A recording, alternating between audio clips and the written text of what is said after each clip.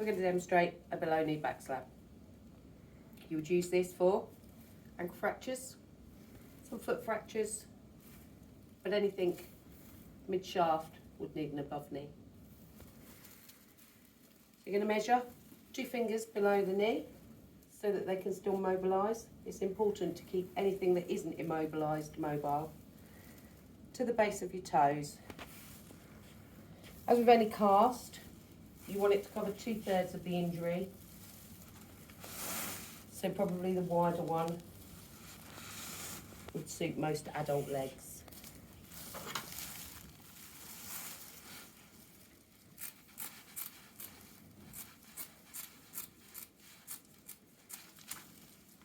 This is the main body of your cast. Round off your edges. Sharp edges are very uncomfortable.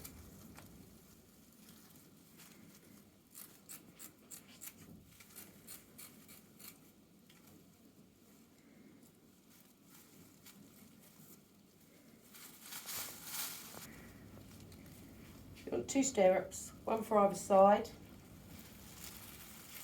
The narrow one is normally enough, but be guided on the size of the person's leg. You want to cover 2/3.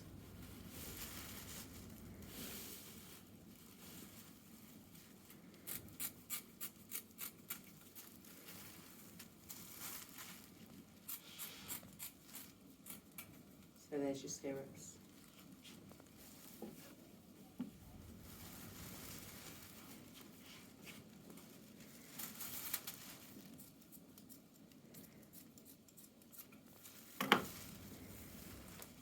And then your padding.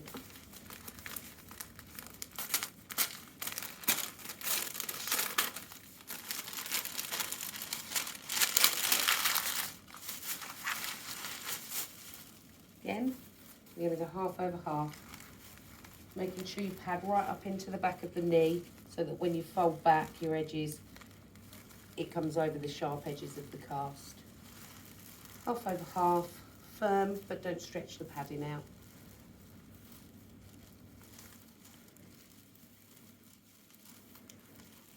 Depending on the patient and the injury, sometimes you will have a practitioner or a doctor holding onto the toes just to give them a bit of support, because it might be too uncomfortable for them to hold the foot and the ankle themselves.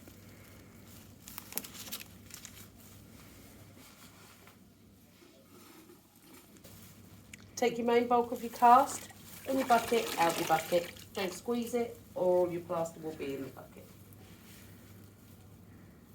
Starting at the base of the toes. Start to mould as you come up the length of the leg.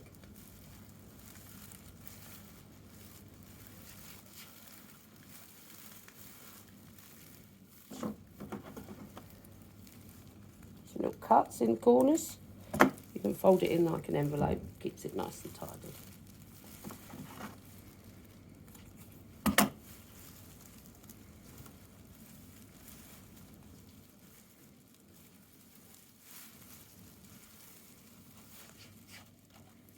Applying one to each side to have the length and under the foot.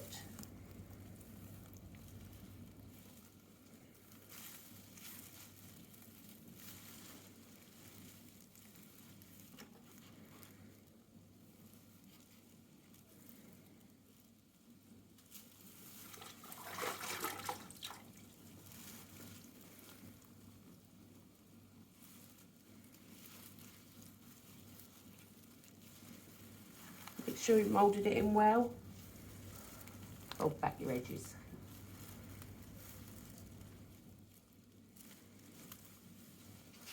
This 90-degree angle that you see of the ankle is what you want to see the patient's foot in. You don't want a position where the patient's toes are pointed down or too much up towards their face. That puts a lot of stress on the tendons and ligaments. Also, Yvette has left a nice big gap again, straight down the centre, to allow for some swelling. Bit of tension just on this top one to make sure it doesn't gap when you stand up. And then you're just half over half. Again, not tight, you're just rolling. If you've moulded it properly, you don't need to tighten the bandage.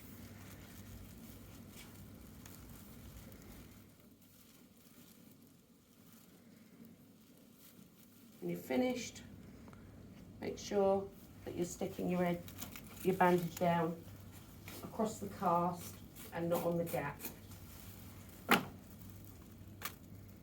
Also, you want to ensure that the toes are all exposed, that they're not being pinched at any point by the cast. So you want to make sure that you leave enough of a gap. Also, once it's dry, check that the cap refill is good. With any cast, check with the doctor or nurse practitioner that's seeing and make sure that they don't want a repeat x-ray once they're in the cast.